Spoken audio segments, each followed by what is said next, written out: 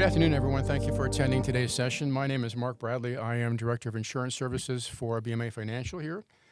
Today we are taking time to address a very sobering and often uncomfortable topic, but something that is very, very important that we address together. And that topic is the issue of sexual misconduct within ministry these days. Unfortunately, the situation has grown in both scope and severity on a broad scale. And this is now the number one issue which is forcing churches into court today, the last place that we want to see any of our churches be. The issue of sexual abuse and misconduct is happening in the church, in churches on an ongoing basis. As more and more organizations are involving youth in all kinds of different activities as well. Unfortunately, many churches don't have effective protections in place. Some churches have nothing in place.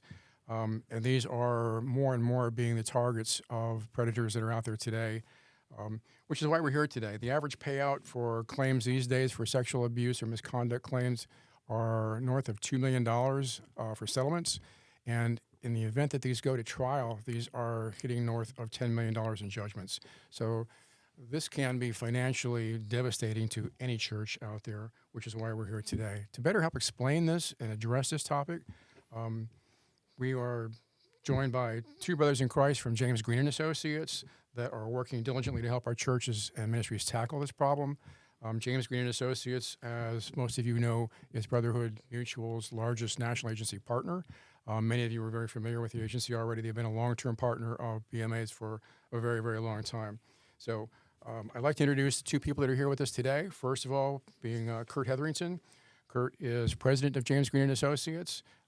Kurt has been involved within the PNC industry with Greene and Associates and other faith-based organizations for now, and I want to say close to 30 years. Yes.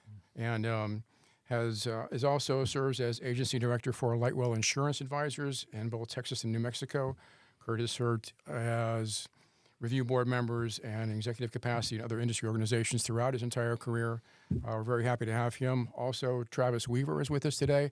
Travis, as many of you know, is no stranger to BMA at all. Travis is Greene and Associates Vice President of Sales and Marketing on a national basis, also very familiar with our churches and churches industry-wide. Travis has been deeply involved in the risk management industry now for, I want to say, 17, 18 years going on, something like that. So we're very happy to have both of you here. Gentlemen, thank you both for being here today.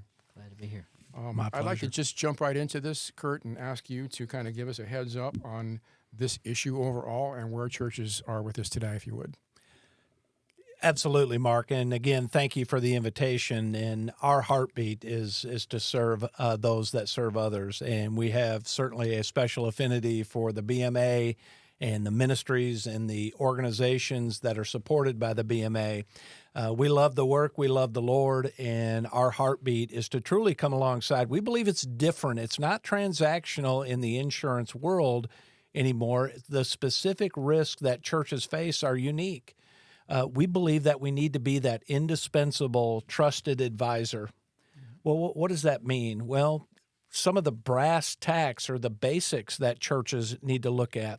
What are those issues that can cause severity or frequency in claims? Slips, trips, falls, or negligence in an issue of hiring. We need to be, and our goal is to be that administrator alongside of the church to help them in this regard, because specific to abuse, it's, as you said, the number one issue out there facing churches, and it can put them in a ditch in a hurry. Yes. And sometimes, unfortunately, there's not a way out of that ditch, and we don't want ministry to stop.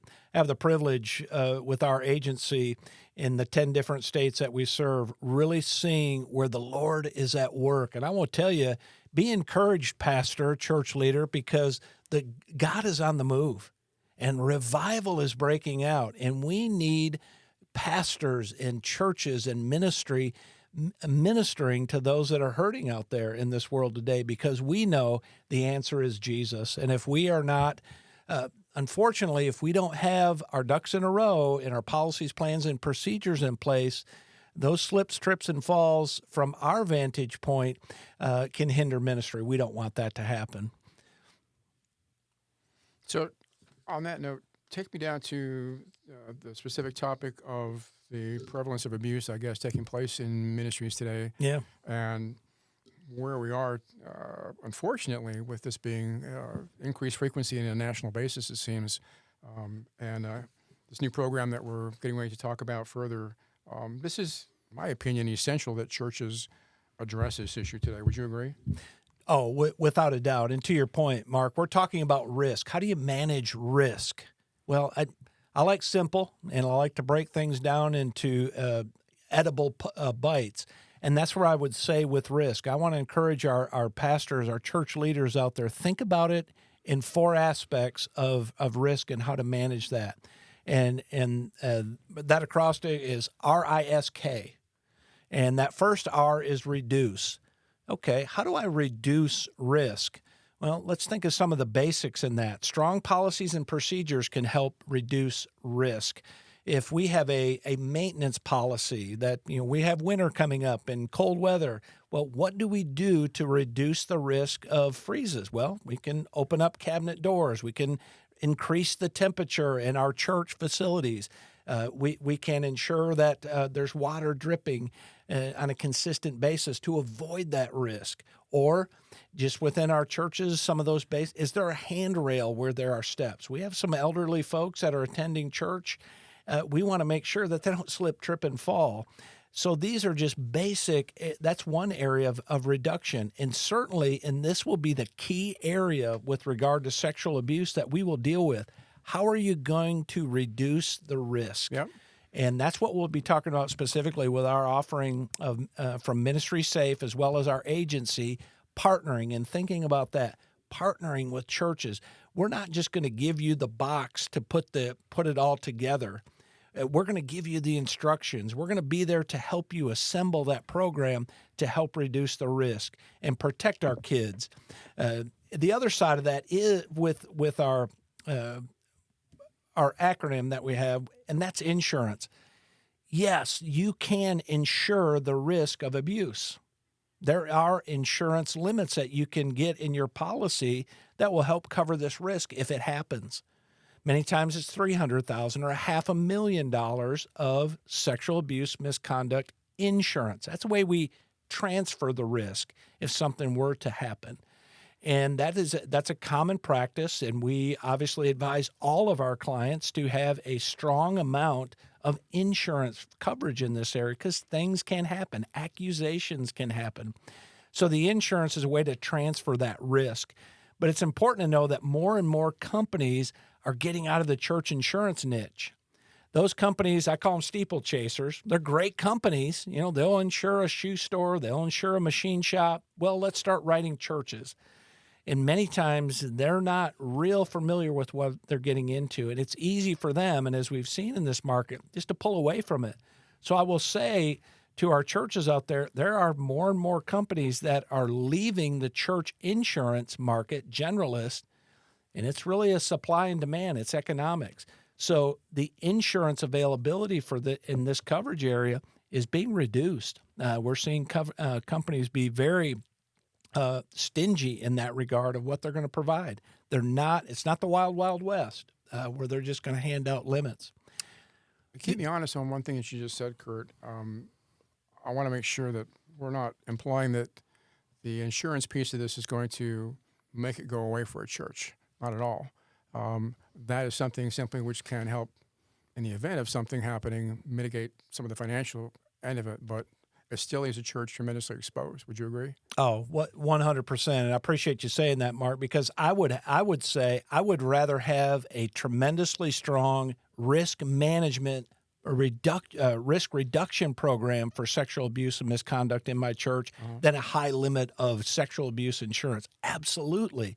We need to make sure that we are doing it properly, that we're protecting children with, again, strong policies and procedures put in place to help manage that risk. So the reduction piece, I would have to say, is the most essential. And that's where I'm really thankful, again, for the BMA leadership to being there to serve churches, to serve ministries within the BMA with this fundamental piece, walking alongside to bring value to those congregations, to those missional organizations that we support to help protect kids. It's without a doubt the most important.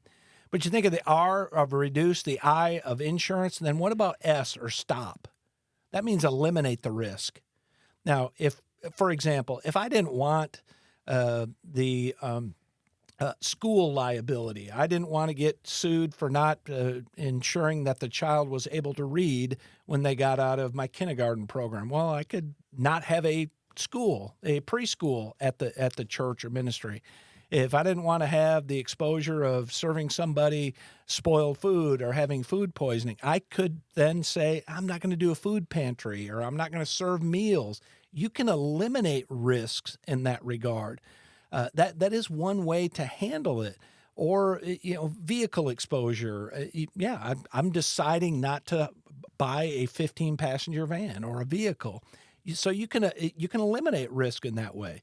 But is this a way that we can manage sexual abuse and misconduct at our church? No. Yeah, I would agree. Because truly, if we're fulfilling our commission of being disciples and going and making disciple makers and reaching the world with the gospel of Christ, that's all ages. We cannot stop ministering to families and young children and vulnerable adults. So the eliminating the risk is not an option. It's just not practical. Yeah. You're right. Then the last piece in that I'll pull this in, Mark, is the K or keep. So RISK, keep. There are some risks that you can keep. That's how we assume the risk. This means that the church is going to take that risk on. I will tell you, in this exposure, I do not recommend it. I do not recommend it. Unless your church has several $1 million in the bank, and I don't know of many that are out there that are sitting on a slush fund of several $1 million, as you talked about at the beginning. Sure. These jury awards are in the seven figures many times, and lawyers don't work for free. But and one example where I can give that a keep or holding that risk, assuming the risk, would be an example of earthquake. We in the states that we operate in, and specifically Northeast Arkansas, the Boot Hill, Missouri, there's a place called the New Madrid Fault. Well, in 1811, when the earthquake happened and the Mississippi River flowed backwards and church bells rang in Boston, that was a severe event. So we know that issue of earthquake can happen. Well, it's been a little over, 200 years. A serious one has not happened yet. So do a lot of our clients in those areas take under consideration, do I want to insure or transfer that risk, or do I want to keep that risk? And I got to say, in the earthquake side, many have looked at the pros and cons, the pluses and minuses, and said, you know what, we're going to keep that risk. It's been 200 years. The cost is pretty high. We're going to keep that risk. Yeah. I think that's reasonable. I think that's legitimate. On the side of sexual abuse and molestation coverage, whether it's reducing the risk or insuring it, this is not an exposure or a risk you can keep. It will close the doors of the church if an incident were to happen. It's too prevalent as well, yes, as we've seen. Travis, I want to ask you now, talk to me about the new program that we're going to talk more about in depth here, if you would, called Ministry Safe, and what this really means and how this is going to operate for us. Yes, sir. Well, just over a dialogue over the past couple of years, it's become very obvious that the BMA was committed to providing this resource and stepping up the game and taking this matter seriously. So the leadership of James Greene and Associates and Lightwell Insurance Advisors have been working with the great people of Ministry Safe, and together have built out an exclusive offer for the churches of the BMA. And that will entail the first year subscription fee of $400 value being waived, as well as a parental training module video being thrown in that is accessible and available to all parents of all of our churches, to all of our leaders. And because, as Kurt talked about, this is the reduce part of the plan. This is a way, awareness training. And so that's the first step, is getting serious about this, working with the institute there at Ministry Safe, the worldwide leaders in this industry. So we've partnered with that. We've put together an exclusive offer for the BMA. In addition to that, our team have put together some assessment guides to just know what is our exposure as a church. This is something that we our 1-800 number, our access to our agencies. We have representatives over 10 states that are local trusted advisors that are trained. We have taken the last year, and our entire team has been trained to become Ministry Safe Institute trainers. And so we can lead and guide through this. So there's going to be a code offer. Code is James Greene, JamesGreene.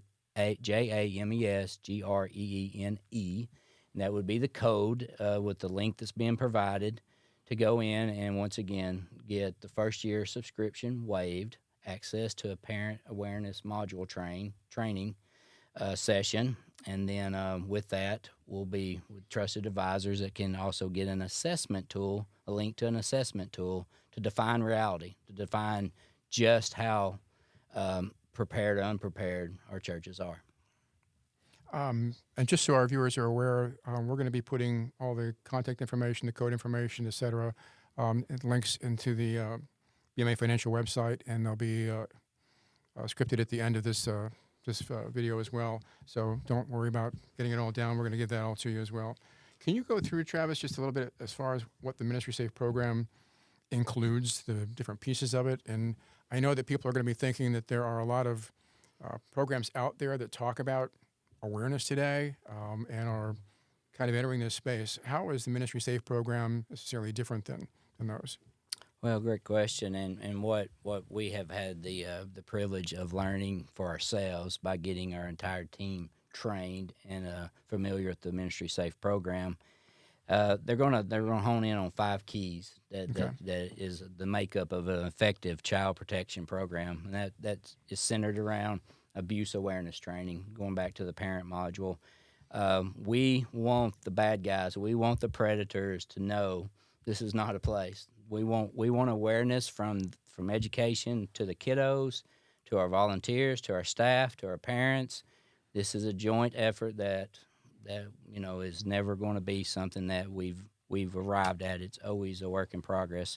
So the first element would be awareness, abuse awareness training. The second would be proper screening, where the people that are coming in that has access to our children, from volunteers to staff to other parents, we're going to the key element of the Ministry Safe program is proper screening. A third would be effective background checks. Less than 10% of all predators will ever make it to the registries, and so getting the right background checks, getting the right people doing as part of your program is very essential. The next is, as Kurt mentioned, in the reducing of the risk, is just the right policies and procedures. Ministry Safe is a one-stop shop for all of this, and the policies and procedures that a ministry has put in place, and not only put in place, but a following and accountability of following these from the staff to the volunteer is a key part of the Ministry Safe program. And last, once again, this is a situation where the predators, the bad guys, they're looking for the opportunities to infiltrate. So the fact of continuous monitoring and oversight, those that are inside the sheep pen, those are outside the sheep pen. It is a situation where monitoring and oversight is the long-term commitment from the pulpit to the volunteer to kiddos being aware and comfortable enough to come and say when something is wrong. So that's the 5 key elements of an effective child protection plan. That is the baseline of Ministry Safe program. Can you touch just briefly on, I guess, the development of Ministry Safe, the organization, basically, and their credentials and background at all? And Kurt has had a long-standing relationship with them. They're world-renowned. They're the best in the industry. Greg Love and his team is something that many of our ministries had already been leaning on. And with that, they just became an essential partner of what our commitment, as well as the BMA's commitment to building out, the plan Excellent, going forward. thank you. And again, just to remind all of our viewers that we're going to put all the contact information for Ministry Safe as well at the end of this, so make sure that everyone can research as much as they needed. And if I could comment on that part a little bit more, Yes. Mark, in my career, the exciting thing for me is to see where the Lord raises up individuals with unique skills and talents. Within our agency and our organization, I always talk about 4 things, characteristics that I look for in a teammate. Number 1, hey, do you love Jesus? Because we love Jesus and we want to serve. Number 2, do you have integrity? Number 3, are you a hard worker? Number 4, do you have smarts? And we try to look for those type of complementary relationships, and that's where Ministry Safe comes in. Think about this. Greg Love, Kimberly Norris, love Jesus, and they're attorneys. And they're attorneys that are on our side of the aisle. So to have that expertise and knowledge, again, more than 30 years of that experience on our side to help us stay out of the ditch. And the folks that and their team, I've been there. I've been a part of their organizational training in many aspects, and I love their heartbeat. They want to serve, and they want to do it very, very well. And that's where they're looking for partners like us, agencies that are on the front lines, that are meeting with churches and ministry organizations to say, okay, I'm giving you the box to break this open on reducing the risk and protecting children. Now, let me help you assemble that. Because I think many times the disconnect, we're so busy in ministry. I don't know of a church or ministry that has the vice president of risk management and a $500,000 budget in that area. It doesn't exist. Right. So many times it gets put on additional responsibilities, whether it's a youth pastor, or senior pastor, associate pastor, or somebody that's a volunteer within the organization that's doing 10 other ministry associated things. And somebody says, hey, can you help us put together a program to protect kids? Oh, boy, there's just not enough time. Well, that's where we come in. They talk about the 3-legged stool. That's where I think that what we're putting together, again, a value-added service to the BMA churches and ministries, I'd say a 4-legged stool. Our agency, which we're going to be here, we're committed to what you're doing at the church, and we're going to help you walk that path.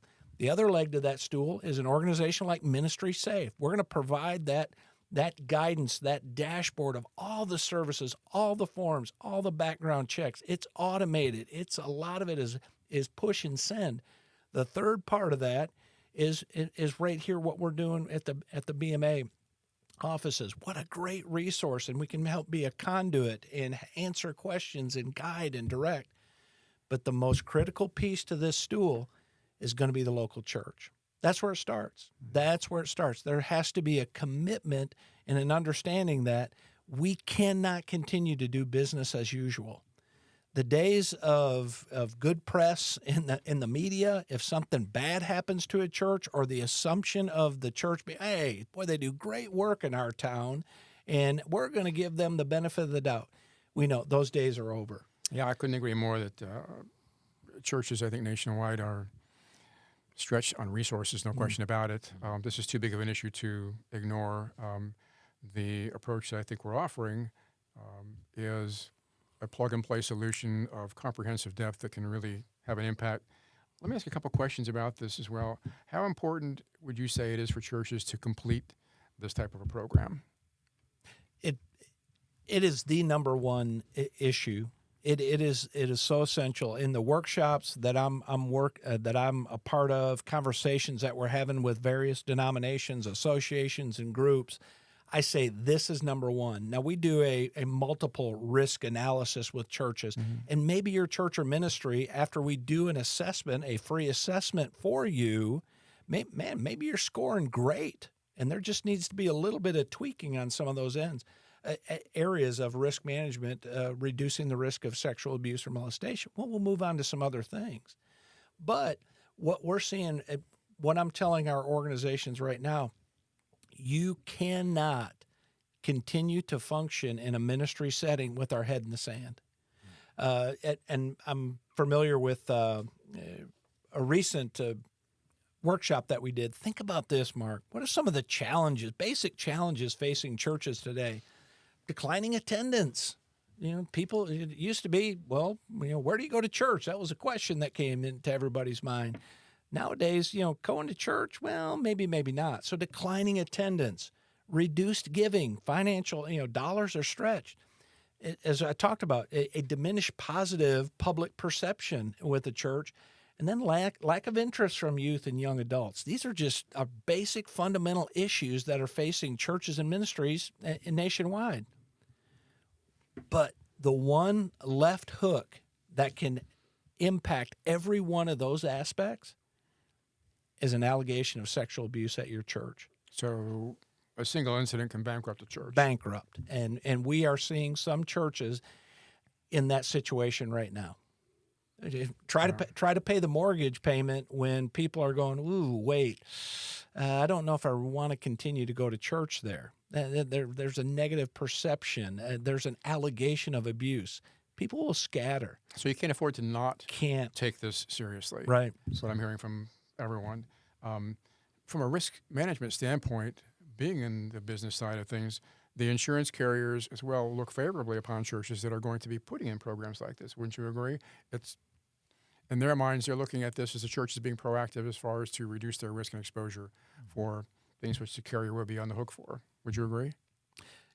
Without a doubt. In my experience of over 30 years, there used to be a day where, okay, we give limits. Well, what do you do at your church? Well, I do background checks and 6-month rule. Okay, great. And we move on. Those days are no more. There is more stringent underwriting requirements that we're seeing, and you have to have something in place that's going to meet the standard of protecting kids and vulnerable adults. Well, how do I develop that? How do I put that together? How do I achieve that? We have the solution, and that's where this synergy is being developed within the BMA, Ministry Safe, James Greene and Associates, Lightwell Insurance Advisors.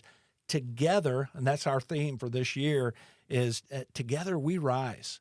Together in this situation that it's a tougher one to tackle, but it's important for us to tackle the real issues. Clarity is kind, and we need to be speaking about this in our churches. You want to attract young couples and young people to your church? Man, show professionalism in this area. Show that you care about protecting their children, their young teens in ministry, because all the news and information and feeds that they're getting out there, they're seeing this, the parents are, and they want to know that is the church really doing the job and doing it appropriately? Because to what Travis said a little bit earlier, other organizations are forced, whether it's Boy Scouts or Big Brothers Big Sisters or your Little League baseball game, they continue to raise the bar. They continue to make getting into the sheep pen or getting into the area where I can have access to children and youth and kids, they're making it more and more difficult. So the predator doesn't go, oh, well, I just give up. No, they look for those areas where it says, where is the fence, one that I can get around? Where's it going to be easy for me to access? And unfortunately, Mark, our churches are a prime target.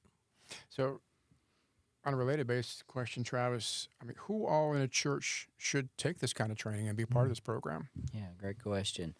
And the answer is anyone that would have access to our youth, to our vulnerable, to our most vulnerable in our church, and that can be from paid staff to your volunteers, to the parents that are chipping in here, there, because most staff are running ragged. Most staff are, volunteers. They're outnumbered by the kiddos in the room, and so all the training. But also, I think even an awareness training to the kids, for them to feel it's a safe place to mention something when it doesn't feel right, doesn't look right. So it's all hands on deck. It really is. And to what Kurt was mentioning a while ago, this is becoming more and more the standard that's being demanded to even have these coverages in place to protect one's insurability. Is we're going to have awareness training. We're going to have raising the educational level, and like I said, from the pulpit to the volunteers. It's essential that this is put in place and that it's a continuous effort. So talk to me for just a moment on that. Take it a little bit further. What should churches do? What can they do with this type of program to keep it current? Because I fear that some churches may say, well, it's just a once and done kind of thing. We put this in place and we check the box. I don't see that being effective for this type of a risk. Well said, perfectly said, and even with background checks, that's such a lag, that's such inaccurate information. Sometimes I think many churches get lured into the fact that we did a background check. Well, that was 5 years ago, or well, we've been so busy that more and more people are getting involved. What we try to do, once again, from protecting insurability as well as keeping policies and procedures up to date, is at least an annual basis of pulling this to the forefront, this topic as a priority, continuously challenging the fact of, is our policies and procedures, have they adapted with the size of our ministry? Have they adjusted to what we are doing in ministry? So ongoing training, ongoing awareness training, a campaign. There again, there is having the knowledge for the people that's involved, but we also want to create an environment where the bad guy says, this is not the place. I can't get away with my bad intentions here. I'm going to go down the road.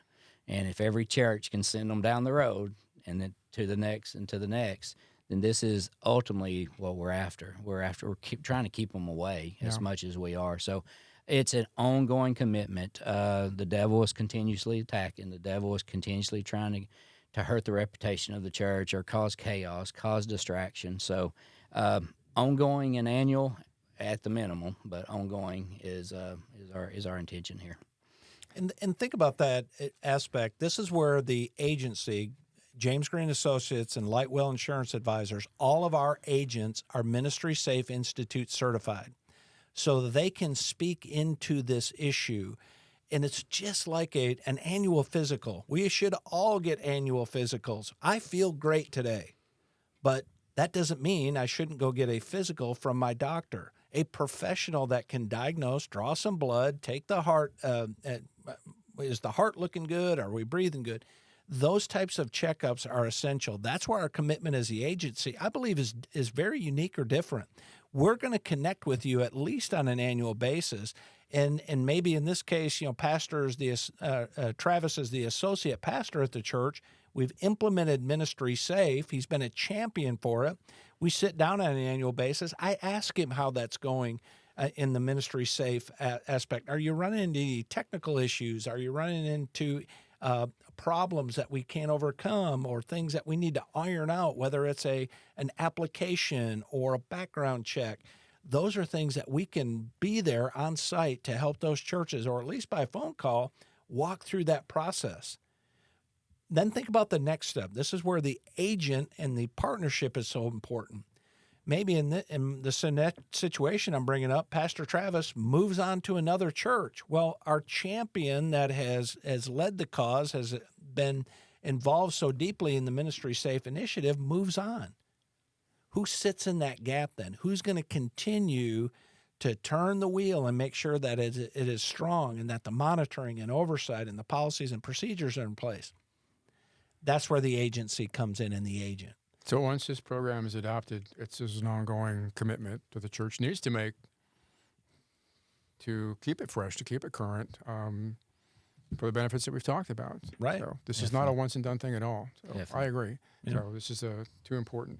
Kurt, can you talk to us just one more time about how do BMA churches purchase this program and going about the process of getting the discounts? And again, just for our viewers and listeners, that we're going to put the contact information up there at the end, but I just like to go through this one more time, please. Right. On this video, you're going to see various links on the BMA webpage. We're going to have this resource as well. You're even going to see some video content there to walk you through that. It is very simple. You click on that link. It's going to take you to a page, open it up, and then you're going to sign in with a new account, and you're going to make sure that in that discount code, you're going to put James Greene, and that's Greene with an E at the end of it. That's going to take away that $400 sign-up fee, the annual subscription fee. That's going to get you opened up to that dashboard. Then you may say, okay, well, what's next? Great. That's where you call our agency, 800-422-3384. If you already insure with us, get a hold of your agent and say, hey, help walk me through this to get this set up for Ministry Safe. I'm opened up the package. Now let's walk through the instructions. Let's start putting this thing together. And that's where we are there to help. And then you're going to have it set up. You're going to have the dashboard, all the reports, all the forms are in there. that are even state specific, because it can vary a little bit from state to state. If you don't have a policy in place, think about this, Mark. There's already a sample policy on there that we can walk you through. You don't have to reinvent the wheel. And so much of it that I've seen in my life as well, the resources are there.